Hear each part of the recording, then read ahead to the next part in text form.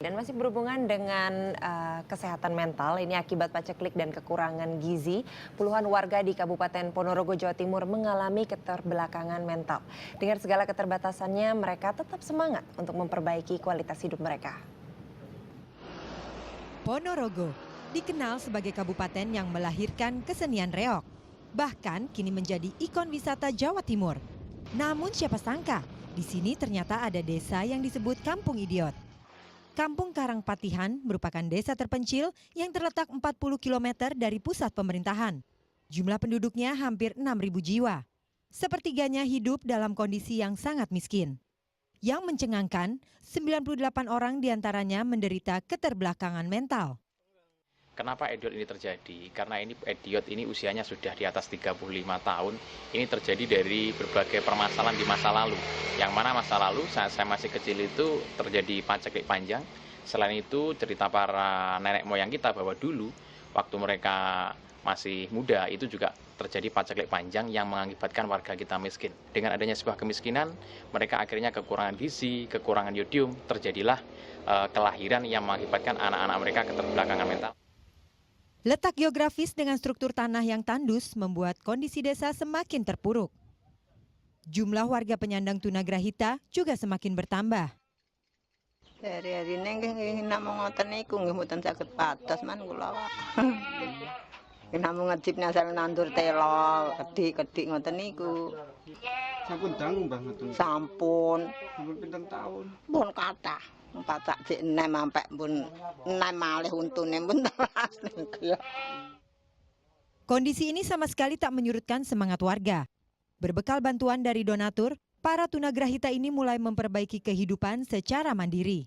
Dengan segala keterbatasan, mereka mengembangkan usaha budidaya lele. Tekun mengelola kolam, mulai dari memberi makan, membersihkan, dan mengganti air kolam. Setiap 3 bulan sekali, lele bisa dipanen. Dan dari setiap kolam, mereka memperoleh keuntungan sekitar Rp150.000 hingga Rp250.000. Kampung yang dahulu dikenal sebagai Kampung Idiot, kini menjadi kampung yang penuh semangat dan keceriaan. Upaya untuk memperbaiki kehidupan warga tak lepas dari bantuan pemerintah setempat. Selain mendirikan tempat pelatihan keterampilan, pemerintah juga membagikan garam beriodium. Faktornya yang pertama adalah kenapa baru tahu ya akhir-akhir ini. Faktornya adalah di daerah itu daerah terisolir, ya terisolir.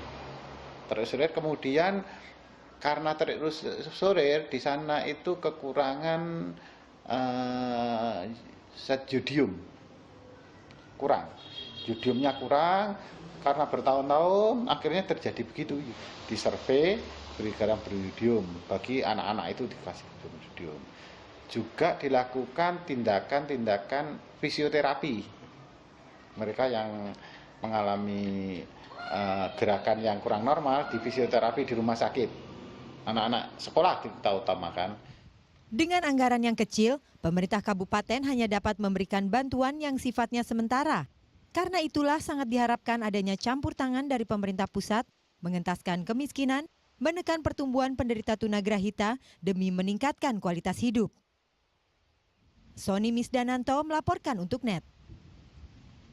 Ya, jadi ini di Ponorogo itu adalah sebuah label. Jadi bukan memang namanya Kampung Idiot, tapi karena memang banyak orang-orang yang berkebutuhan khusus di situ, makanya dilabeli, oh itu Kampung Idiot. Tapi kalau misalnya tadi teman-teman saksikan, mereka sekarang sudah mulai berbudidaya lele. Itu ada satu orang pemrakarsanya yang bernama Eko Mulyadi. Ini umurnya baru 31 tahun. Dan dia yang memprakarsai semua itu, dia pengen kampung itu nggak lagi dilabeli seperti itu. Jadi dia melatih seluruh warganya, karena ke sebagian besar masyarakat di situ tuh usianya masih produktif, sekitar 30-40 tahun. Bahkan anak-anak pun sudah kena gitu. Jadi selain lele, dia juga mulai memperkenalkan warga di situ pada ada yang namanya koperasi, terus ada juga ternak ayam potong, ternak kambing, mencetak batu bata. Jadi mulai sangat produktif sekarang masyarakat itu. Kalau saya baca di salah satu situs kesehatan ya, itu sebenarnya jargon atau nama idiot itu sebenarnya sudah tidak digunakan lagi loh. Maksudnya untuk ya supaya masyarakat ini mungkin lebih bisa, ya istilah Down syndrome itu jauh lebih baik ya untuk kita sebutkan, mungkin kita coba lebih budayakan ya untuk mulai dibiasakan kata-kata seperti itu. Walaupun memang bukan Konotasinya satu-satunya. lebih positif Betul. ya. Parameternya itu memang seringkali melihat tes IQ, walaupun memang bukan satu-satunya. Nah, kalau di bawah 70 itu kita sudah dikatakan Down syndrome. Nah, nanti ada yang dalam, sedang, ada yang rendah, kira-kira seperti itu. Nanti kita akan bahas, coba kita akan tanya juga nanti dengan psikolog ya.